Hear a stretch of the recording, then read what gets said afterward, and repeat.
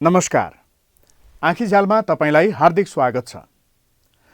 आजको अङ्कमा हामी सङ्कटमा पत्रकार र मास्कको मौसम जस्ता सामग्रीहरू देखाउनेछौँ। सबैभन्दा पहिले कुरा गरौँ पत्रकारको। त्यसो त हामी वातावरण र दिगो विकासबारे कुरा गर्छौँ, तर आम पत्रकारहरू सबल भएनन् भने यो विषय पनि सही ढङ्गले उठान हुन सक्दैन भन्ने हामीले राम्रोसँग बुझेका छौँ। त्यसैले देशभरका पत्रकारहरूको क्षमता अभिवृद्धि र उनीहरूको जीवनस्तरमा हाम्रो सदैव चासो रहने गरेको छ। अहिले लकडाउनसँगै पत्रकारहरूको भविष्य अन्योलमा परेको छ। उनीहरूको रोजगारी र आम्दानी गुम्ने अवस्था आएको छ। एक रिपोर्ट। कोरोना सङ्क्रमणका कारण नेपाल लकडाउन भएको 3 महिना भयो। लकडाउनको मोडालिटी परिवर्तन भए पनि आर्थिक गतिविधि सामान्य हुने अवस्था बनिसकेको छैन। यसबाट पत्रकारिता क्षेत्र समेत प्रत्यक्ष प्रभावित भएको छ। पत्रकारहरू दोहोरो मारमा परेका छन्। एक त ज्यान जोखिममा राखेर सञ्चारकर्म गर्नुपर्ने बाध्यता, अर्को अनिश्चित रोजगारी र आम्दानी। अहिले अधिकांश मिडियाले सञ्चारकर्मीलाई या त तलब नदिने गरी जबरजस्ती बिदा दिएका छन्, या काम गरिरहेकालाई पनि पुरा तलब नदिने बताएका छन्, या त कतिपयलाई कामबाटै हटाएका छन्। प्रेस भ्यान अफिसमा छ, ड्राइभरहरू अफिसमा छन्, तर हामी चलाउँदैनौँ भनेर भन्नुभयो। अनि किन चलाउनुहुन्न भनेर हामीले कुरा गर्दाखेरि खर्च कटौती गर्नुपर्ने अवस्था आएको छ भनेर भन्नुभयो। अनि त्यसो गर्दा हामीले चाहिँ अब यो छलफल पनि गरिहेऱ्यौँ। 1 महिनासम्म चाहिँ यो हामीले के गर्यौँ भन्दाखेरि लिफ्ट मागेर कसैसँग, आफन्तसँग, छिमेकीसँग लिफ्ट मागेर राति गएर राति लिन पठाएर त्यसरी पनि काम गऱ्यौँ। अब त्यो पनि सधैँको लागि त सम्भव भएन। अनि उहाँहरूले चाहिँ केही समय पनि नदिइकन अब आजदेखि नै चल्दैन, लकडाउन सुरु भएदेखि अब चल्दैन भन्ने खालको कुरा गर्नुभएपछि यो अलिकति इन्टेन्सन पनि हो भन्ने जस्तो देखियो। किनभने अफिसमा चाहिँ कोसँग साधन छैन भन्ने उहाँहरूलाई थाहा छ। अर्को कारण चाहिँ के भयो भने अफिसले चाहिँ वैशाख महिनाको स्यालेरी कटौती गर्ने भनेर भन्यो। हामीले चाहिँ काम रेगुलर गरिरहेको छौँ। अनि स्यालेरी त्यसमा पनि केही साथीहरू सहमत हुनुभयो, हामी केही साथीहरू चाहिँ सहमत भएनौँ। मिडिया सञ्चालकहरूले सञ्चारकर्मीहरूलाई कामबाट निकाल्ने बहानाको रूपमा लकडाउनको दुरुपयोग गरेको सञ्चारकर्मीहरूको बुझाइ छ। अब तपाईँले चाहिँ कोरोनाबाट बच्नका लागि मनोसामाजिक परामर्शका कार्यक्रमहरू चलेका छन्, दूर शिक्षाका कार्यक्रमहरू चलेका छन्, सिकाउने कुराहरू, स्कुल एजुकेसनका कुराहरू सरकारले टेलिभिजन र रेडियोबाट गर्ने भनेर भनेको छ। विभिन्न सङ्घ संस्थाहरूले गरेका छन्। अनि विभिन्न खालका एनजिओजहरूले त्यस्ता खालका कार्यक्रमहरू सञ्चालन गरेका छन् र ती चाहिँ पत्र पत्रिकामा भन्दा बढ्दा चाहिँ रेडियोमा र टेलिभिजनमा अझ बढ्दा रेडियोमा चाहिँ केन्द्रित छन् भनेपछि त्यसले उहाँहरूलाई आम्दानी गर्ने एउटा बाटो पनि बनाएको छ भन्दाखेरि उहाँहरू चाहिँ कस्तो एउटा बहानाबाजी जस्तो मात्रै गर्नुभएको भन्न सकिने प्रशस्त तर्कहरू हामीसँग छन्। मिडिया सञ्चालकहरूको यस्तो कदम विरुद्ध असहमति जनाउँदै एक मुख्य छापा माध्यमका सम्पादकले राजीनामा दिनुले यो विषयको गाम्भीर्यतालाई उजागर गरेको छ। त्यहाँ अब एकचोटि फोर्स लिभको कुरा ल्याए, आधा तलबको कुरा ल्याए र त्यसपछि पत्रकार कटौतीको कुरा आए।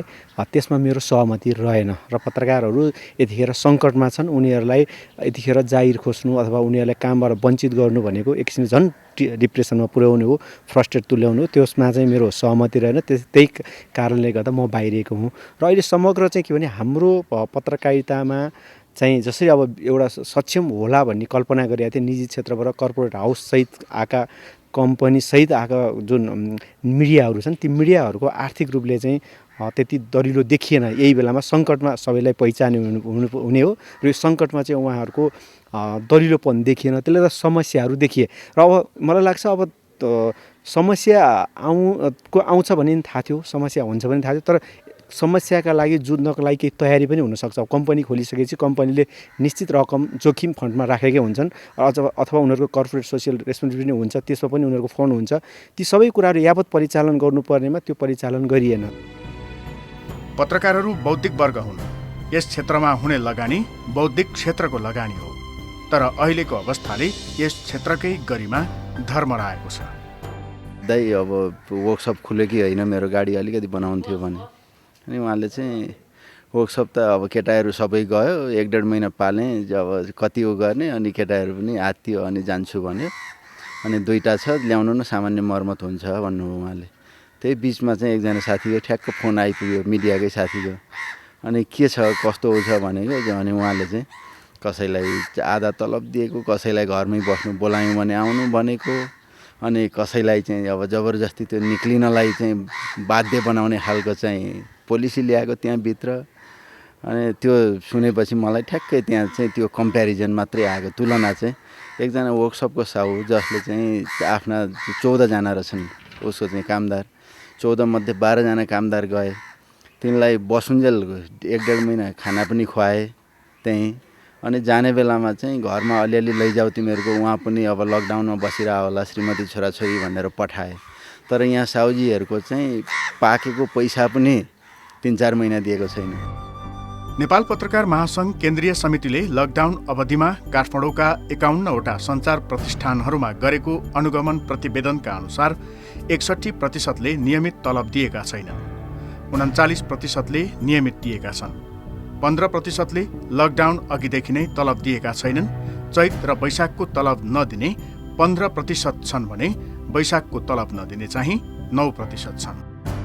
15%ले तलब काटेर दिएका छन्, 5%ले तलब काट्ने तयारी गरेका छन्, कार्यालयमा उपस्थित भएको दिनको मात्र तलब दिने 2% छन्।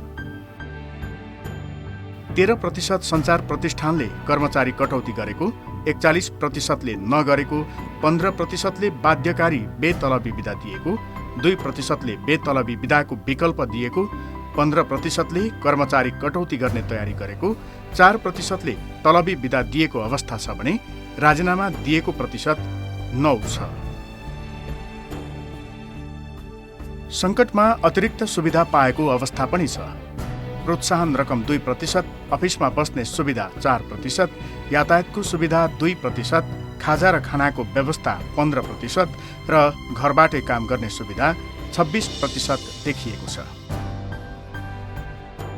यसबीचमा केही सञ्चार प्रतिष्ठानहरूले प्रकाशन बन्द गरेर अनलाइन संस्करण चलाउने, प्रकाशन पृष्ठ वा प्रसारण समय घटाउने, 8 घण्टाभन्दा बढी काममा लगाउने र आलो पालो प्रणाली लगाउने जस्ता कार्यशैलीमा परिवर्तन पनि गरेका छन्। यसबीचमा पत्रकारहरूको छाता सङ्गठन नेपाल पत्रकार महासङ्घले प्रतिवेदन विज्ञप्ति निकाल्ने कामभन्दा सशक्त पहल नगरेको आरोप पनि लाग्न थालेको छ। यता पत्रकार महासङ्घले भने संक्रमणको त्रासका कारण यस्तो भ्रम भएको भन्दै निर्णायक आन्दोलनको तयारी भइरहेको जनाएको छ। कहिलेकाहीँ मिटिङ गरिरहेका छन्, तर त्यसरी जसरी आउनु पर्ने त्यसरी चाहिँ छैन। अब एक किसिमले यो कोभिड-19 कारणले गर्दा निस्किन पनि अप्ठ्यारो परिस्थिति पनि छ, एउटा फेरि त्यो समस्या पनि हामीले हेर्नुपर्छ।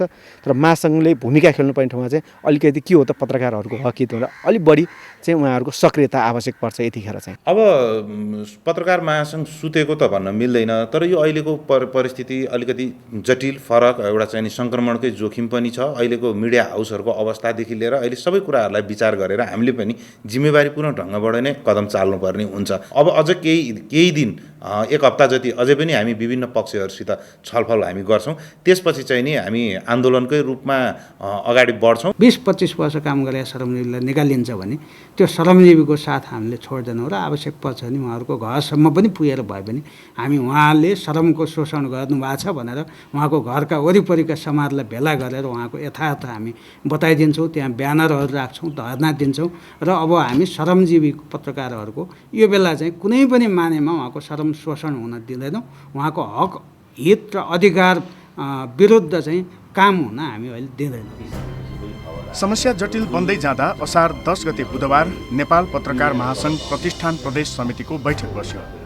बैठकमा पत्रकारहरूको जीवनस्तर, आर्थिक अवस्था र पेशागत चुनौतीबारे छलफल भयो र सञ्चार प्रतिष्ठानमा पत्रकारहरूले भोगेको पछिल्लो समस्याको समाधानका लागि प्रदेश समितिले पनि पहल गर्ने र महासङ्घको केन्द्रीय समितिसँग यसबारे समन्वय गर्ने निर्णय भयो।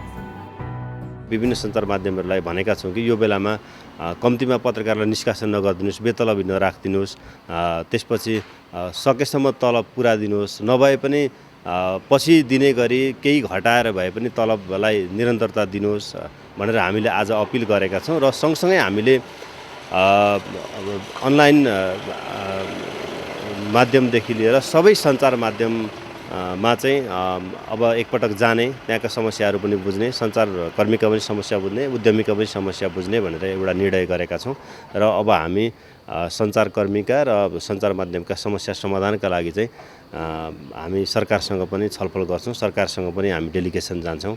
हामी त्यसरी निरन्तर यो खालको काममा लागिरहेका छौँ। आवाजविहीनहरूको आवाज पत्रकारिता क्षेत्रको समस्या आम मानिसहरूको समस्या हो, सिङ्गो देशको समस्या हो। त्यसैले यसको अविलम्ब समाधान अहिलेको आवश्यकता हो। राज्यका निकाय, सङ्घ संस्था, सञ्चार संस्थाहरू र स्वयं पत्रकारहरू बीचको समन्वय र समझदारी एउटा उपाय हुन सक्छ। अरूका श्रम शोषणका अन्याय अत्याचारका आवाजहरू हामी मिडिया मार्फत दिन्छौँ। आफै मिडिया कर्मीलाई चाहिँ अन्याय अत्याचार गरिरहेको आफ्नै घरभित्र भइरहेको व्यथिति होइन, त्यो विषयमा व्यथिति गरिरहनु यो सुहाउने कुरो पनि भएन। नैतिक रूपमा पनि मिल्दैन, कानुनी रूपमा पनि मिल्दैन, व्यावसायिक रूपमा पनि मिल्दैन र अरू कुनै पनि रूपमा यो गर्न मिल्दैन। त्यही भएर उहाँहरूले चाहिँ अलिकति छलफल गर्नु पऱ्यो, संवाद गर्नु पऱ्यो। आफ्ना समस्या छन् भने पनि होइन, जटिल समस्या छन् भने पनि भन्नु पऱ्यो, मिडियाका आफ्नै परिवारकासित सेयर गर्नु पऱ्यो र यो हल गर्नु पऱ्यो भन्ने हामीलाई लाग्छ।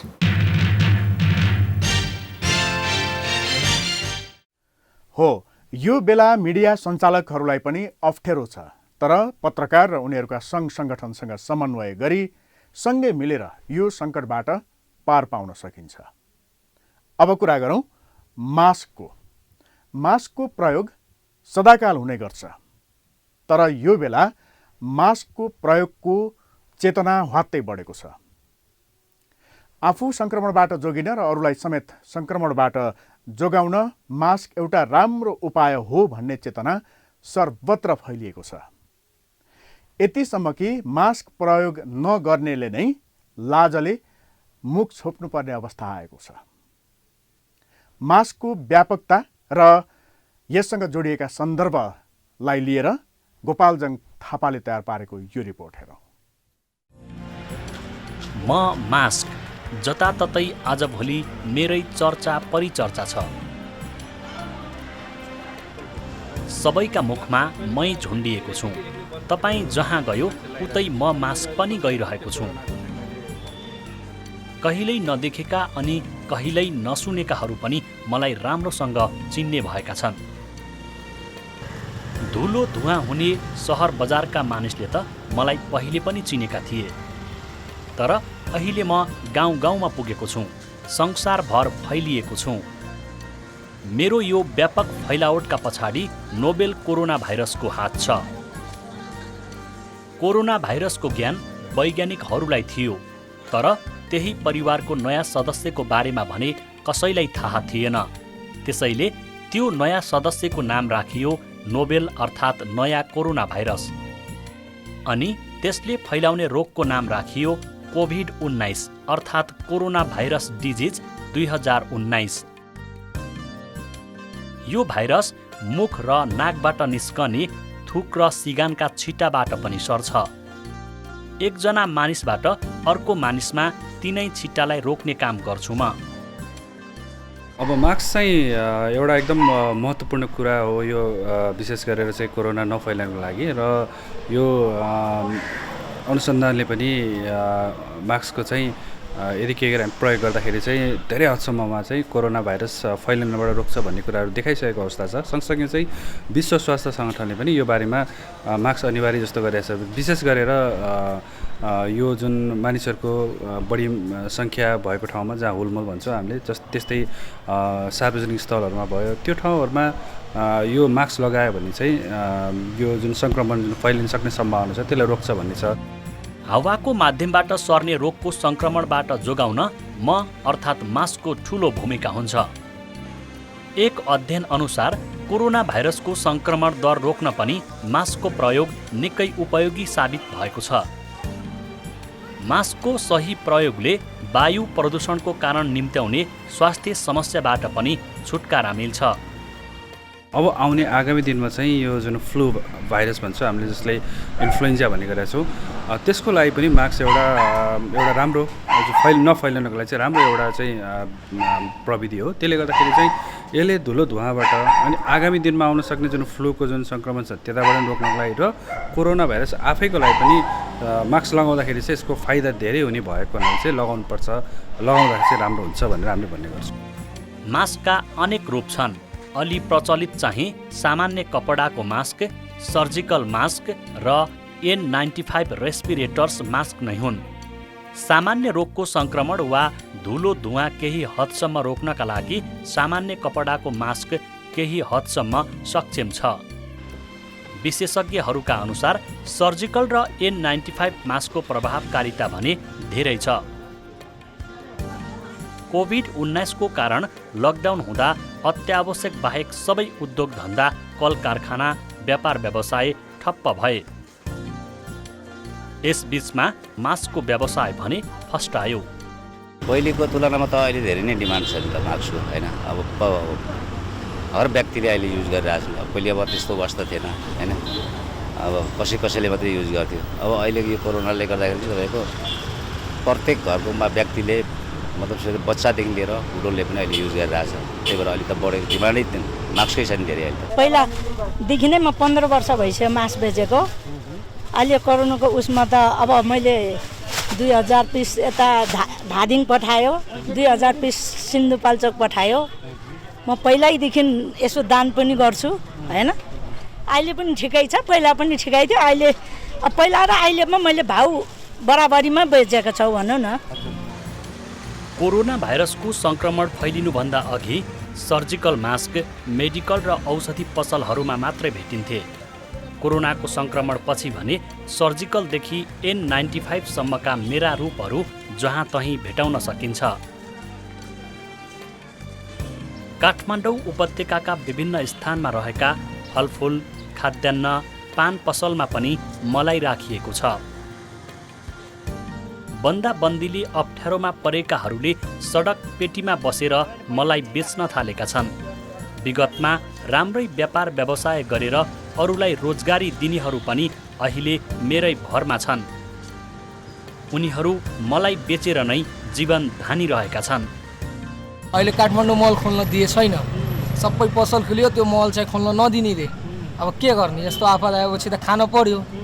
यसो त बसेर मान्न परेन। अब भाडा मान्दैन, कोठा बाल केही मान्दैन। त्यही भएर मास्क बेचिरहेको छु। पहिला त म आफै स्टाफ राख्थ्यो, 2-3 जना स्टाफ राख्थ्यो। अहिले आफै खट्न पर्छ। पेटको लागि त गर्न परिहाल्यो दाइ, नगर्ने त होइन। अब यहाँ कसैले दिँदैन यस्तो अब बेलामा। मलाई त दिन्थ्यो कहीँबाट 10,000, कहीँबाट 20,000। अहिले यस्तो आफतमा कसले दिन्छ? कोही दिन्छ त? त्यही भएर अब पेटको लागि त गर्न परिहाल्यो। फ्यामिली छ, एक्लै होइन, पुरै फ्यामिली यहीँ छ हाम्रो। मम्मी ड्याडी भाइ बहिनी सबै यहीँ हुनुहुन्छ। त्यही भएर त मैले पहिला त लकडाउन सुरु भयो, होइन? घरमै बस्यौँ। अनि अब अलिक पछि चाहिँ थोरै गरेर अलिअलि मास्क अलिअलि बेचेर 10-20 रुपियाँमा बेच्ने। अब अलिअलि कमाएर यसै गरी खायौँ। अनि अलिअलि अब रात पनि क्या थियो ओडाबाट, त्यस्तै गरेर जीविका चलाइयो। आजभोलि भने कोरोनाको महामारीले सबै ठाउँमा मेरो उपस्थिति अनिवार्य जस्तै भएको छ।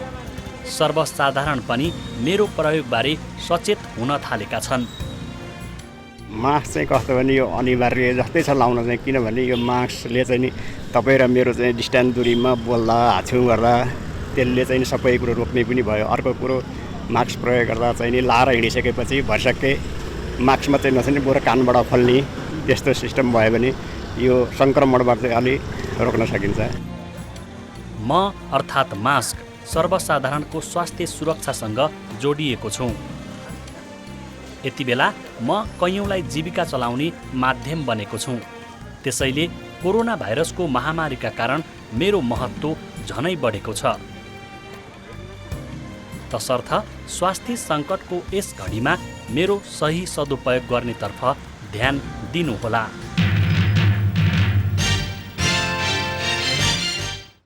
आँखीझ्याल फेसबुक र युट्युबमा पनि हेर्न सकिन्छ। हाकाहाकीonline.com मा आँखीझ्याल हेरी त्यसै मार्फत सुझाव तथा प्रतिक्रिया पनि पठाउन सकिन्छ। वातावरण र दिगो विकासका विविध मुद्दाबारे थाहा पाउन हाकाहाकी एप डाउनलोड गर्न सक्नुहुन्छ। हस्त आजको आँखीझ्याल यति नै। अर्को साता यही समयमा समसामयिक विषयवस्तु लिएर हामी फेरि आउनेछौँ। नमस्कार।